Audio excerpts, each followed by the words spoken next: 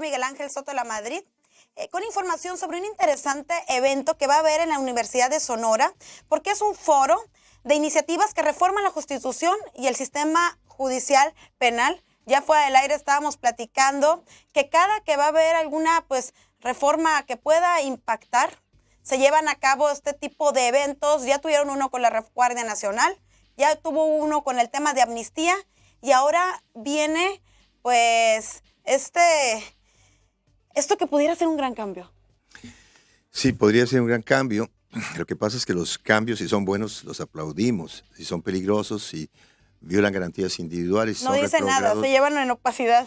Sí, claro, si nos quedamos callados, no pasará mucho tiempo que nos afecte a todos, porque son reformas en materia penal, en materia de justicia penal, que afectan a todos los ciudadanos, ¿no? La Universidad de Sonora se precia de que está al día en los proyectos de reforma. Cuando hay un proyecto importante, inmediatamente convoca a los abogados y a la sociedad en general para discutirlo, hace propuestas, critica, no nos hacen caso o nos hacen caso poco de vez en cuando, pero es nuestra obligación difundir la cultura y oponernos a las injusticias. Pero este foro en particular que se llevará a cabo mañana también, que es día martes 4 de febrero, en el Centro de las Artes, de 6 de la tarde a 9, es muy importante. En el 2008 hubo una gran reforma constitucional que derivó con el paso del tiempo en varias leyes nacionales, un Código Nacional de Procedimientos Penales, una Ley Nacional de Justicia Penal para Adolescentes, una Ley Nacional de Ejecución de Penas y también una Ley Nacional sobre Mecanismos Alternativos en materia penal. Con todos los defectos del mundo, había algunos avances y algunos retrocesos, pero fue aplaudida por muchos también como un conjunto de leyes, como una reforma positiva, aunque crítica porque creó un nuevo sistema procesal penal, un sistema anglosajón aplicado en México, ¿no? En un sistema de primer mundo aplicado en un casi tercer Sí, mundo. probablemente esa sea una de las muchas razones por las que no está funcionando bien. Ujú. Pero como quiera que sea, habíamos adquirido garantías por lo que toca, pues, no sé, a las víctimas y habíamos sufrido alguna disminución de garantías individuales, pero limitadas, por ejemplo, a la delincuencia organizada, ¿no? Hoy, la reforma que viene, y que viene es porque ayer se presentó, o se había prometido presentar, el paquete de reformas que impactan desde las leyes fiscales al Código Procesal Penal Nacional, a la Ley de Justicia para Adolescentes, a la Ley Nacional de Ejecución de Penas, pero todo partiendo de reformas muy drásticas en la Constitución. Un poco parecería ser que volvemos al antiguo sistema, que no vamos a adoptar del todo el sistema acusatorial. Es una restricción, producto quizás del análisis de que no estaba funcionando bien el sistema, pero había que analizarlo. Lo que nos importa mucho es que se reforma la Constitución y hay un efecto retrógrado, o sea, de vuelta a lo anterior, donde se disminuye garantías que ya teníamos antes, o que se crean afectaciones graves a la libertad que habíamos reducido o que no habíamos previsto en la Constitución. Eso es grave, porque, por ejemplo, se está generalizando el arraigo para cualquier delito grave o no en perjuicio de cualquier persona y no solo de la delincuencia organizada, como había quedado en la reforma constitucional del 2008. Se está eliminando el término constitucional, los abogados entenderán, y el auto de vinculación a proceso. La prisión preventiva. La prisión preventiva subsiste, siempre ha existido prisión preventiva, pero ahora en más hipótesis que antes, la prisión preventiva oficiosa. Aquellos delitos que merecen prisión preventiva oficiosa, que podríamos analizarlo y a lo mejor algunos de ellos tenían razón de ser para evolucionar para mal, por la naturaleza del delito, por la gravedad. La reforma tiene cosas aceptables, cosas buenas, cosas regulares, pero cosas gravísimamente malas, también para los derechos humanos de las personas. Discutirlas entre pequeños grupos de profesionistas a nivel universitario, en mesas redondas, pues sirve para la erudición y para aprender nosotros, somos maestros al fin y al cabo, pero sacarlas a colación en foros públicos como este, para todos los abogados locales que quieran asistir, pero que también afecta a policías, también afecta a ministerios públicos, a jueces penales, porque le van a transformar la estructura jurídica donde operan, porque están alterando muchísimas cosas. Y que también es difícil, como pasó con el sistema, con el nuevo sistema de justicia penal acusatorio, que cambiar toda una estructura, reeducar a gente que tiene, pues manejándose de cierta manera tantísimos años, puede llegar a ser muy difícil. Y hay gente que ni siquiera lo vuelven, lo acatan. Bueno, es cierto, un sistema que por marcar una época tenía 100 años de historia en México, de la Constitución del 17, que seguía los parámetros del derecho español Un antiguo. momento, doctor. Estamos hablando con el doctor Miguel Ángel Soto La Madrid, porque va a haber un interesante evento en la Universidad de Sonora mañana martes 4 de febrero de 6 a 8, de 6 a 9. El foro se llama, ¿cuál es el nombre del foro? Bueno, es un análisis de las iniciativas de reforma constitucional y de otras leyes en materia de seguridad pública y derecho penal. Va a ser en el Centro de las Artes de 6 a 9 de la tarde. Despedimos la señal de Megacable y nos quedamos hablando con el doctor. Sí, si pudiéramos hablar en términos coloquiales, ¿no? Se nos impuso, la verdad, un nuevo sistema, un sistema que no era latino, venía de países anglosajones como Estados Unidos, una calca ajustada un poco nada más. Fue dramático, imagínate, maestros, abogados, jueces, ministerios públicos, defensores de oficios, tenían que aprender un nuevo sistema que no podíamos entender porque los valores de la cultura de donde viene no son los nuestros. También empezamos a entenderlo un poco, también ya aplicarlo con muchas deficiencias en los tribunales durante los juicios, etcétera. Y de repente viene esta reforma en donde destruye grandes características de aquel sistema. En lugar de dos jueces, uno de control y uno de sentencia, se unifica en un solo juez. Se crean prohibiciones terribles. Por ejemplo, frente a la prohibición de inocencia, si una persona se niega a que se hagan estudios corporales para identificar con el delito, se presume su culpabilidad. Es impensable. El arraigo que solicita el Ministerio Público al juez para investigar a un individuo contra el cual hay pocos indicios de responsabilidad, pero precisamente porque hay pocos quiere investigarlo, pero en detención, una detención a cargo del Ministerio Público, no en la fase judicial, aunque se pida al juez, que había quedado solo para delincuencia organizada y con muchas dudas sobre su legitimidad, hoy se generaliza para todos los delitos y sin necesidad de que sean delitos graves, hasta por 40 días, ¿no? Imagínate lo que significa detener para investigar y no porque investigaste puedes detener. Trastoca todos los principios de seguridad jurídica.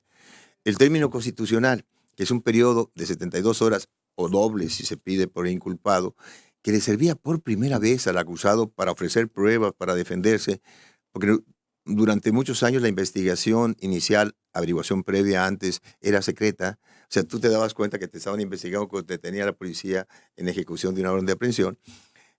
Constituía una especie de periodo salvavidas, de un colchón también en que te permitía conocer la acusación, defenderte, ofrecer pruebas aunque fuera corto el término. Sí. Y ahora resulta que desaparece. Es con la investigación del Ministerio Público y detenido que seas, inmediatamente el juez se dicta un auto de, no sé. Con la pura investigación del Ministerio Público apoyada con la parte policíaca que muchas veces tiene pues muchísimas cosas erróneas. Sí, claro, pero sobre todo una investigación hecha por un órgano que con el tiempo se ganó la desconfianza de la gente porque, primero porque se volvió, no todos ellos, por favor, pero aquella imagen de justicia que inició el Ministerio Público en el 17 con la Constitución, el artículo 21, se deterioró con el tiempo. Imagínate un hombre probo que ponía orden en el proceso, que evitaba la violación de garantías constitucionales. Un día lo vemos en la calle, nomás para hacer imagen, con un sombrero vaquero, también una cruz de oro con diamantes y unas, no sé, botas de algo, ¿no? ¿Me entiendes? Pero no, el problema real es este.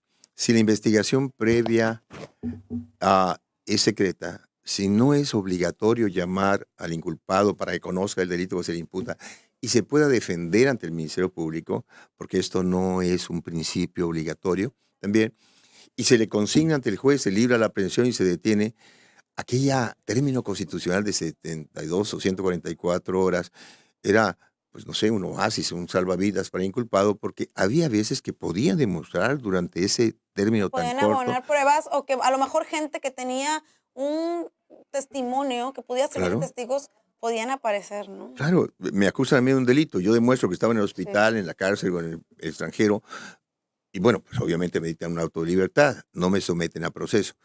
Al eliminar el término constitucional, sin haber intervenido el inculpado durante la investigación previa ante el Ministerio Público, pues lo someten a prisión preventiva, a libertad caucional, al escarnio público, a la vergüenza familiar, ¿me entiendes? A la pérdida del trabajo, sin que haya podido siquiera defenderse preliminarmente. ¿Está bien? Como Entonces, antes que salía la fotografía, sí, sí, a todo, en un delincuente. periódico de 8 columnas con la foto, con el apodo y con todo, y resultaba que era inocente. Bueno, pues es también culpabilidad de ustedes los periodistas. También Fíjese, yo estás cubrí, confesando fíjese, públicamente, ¿no? no, sí, es que antes era diferente. Antes de que empezara el nuevo sistema de justicia penal acusatorio, todo era distinto en cuestión de cobertura policíaca. Yo cubría la fuente policíaca y me acuerdo que nos daban los policías nombres, direcciones, Todo. apodos, y a la hora que detenían a alguien, nos dejaban ir a tomarle la foto nosotros, a hacerle una entrevista ahí, y a ti te daban datos que no le daban al Ministerio Público, Sí, puede ser. y llegaron a haber grandes problemas por eso. Claro, porque resulta que después puede ser inocente y el daño que le causaste sin querer, no estamos acusando a nadie, es terrible, pues. Una persona identificada públicamente por fotografías y nombres o porque se disemina la información de que está en la cárcel o estuvo procesado, nunca será absuelto por la sociedad. Puede tener una sentencia absolutoria, pero la gente sigue pensando que es delincuente. Lo rechazan, no lo invita a su casa, la novia lo termina, la esposa se divorcia de él, en el trabajo lo pierde porque faltó, entre otras cosas, aunque no sea responsable. Tú no te puedes imaginar el daño que causa al individuo ser procesado o estar en prisión. Lo etiqueta para siempre. Y con el proceso mismo, él mismo cree que es delincuente. O sea, todo el mundo lo acusa y se vuelve delincuente aunque no lo fuese.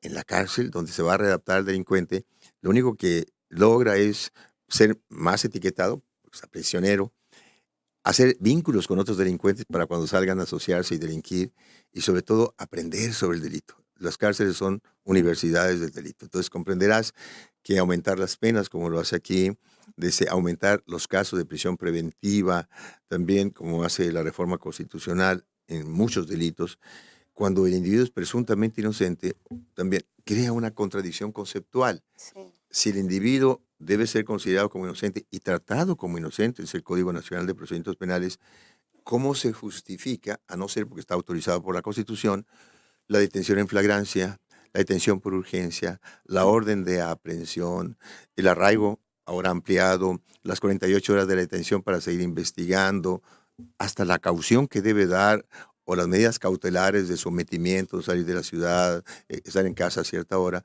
Todo ello son afectaciones de derechos cuando no ha sido uno todavía condenado.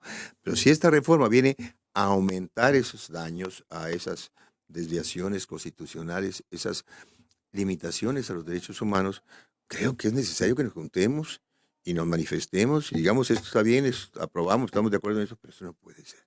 No es una cuestión de abogados, para quien me escuche, es una cuestión de nosotros mismos. Los que van a ser detenidos y arraigados es cualquier ciudadano también, incluso un periodista eventualmente.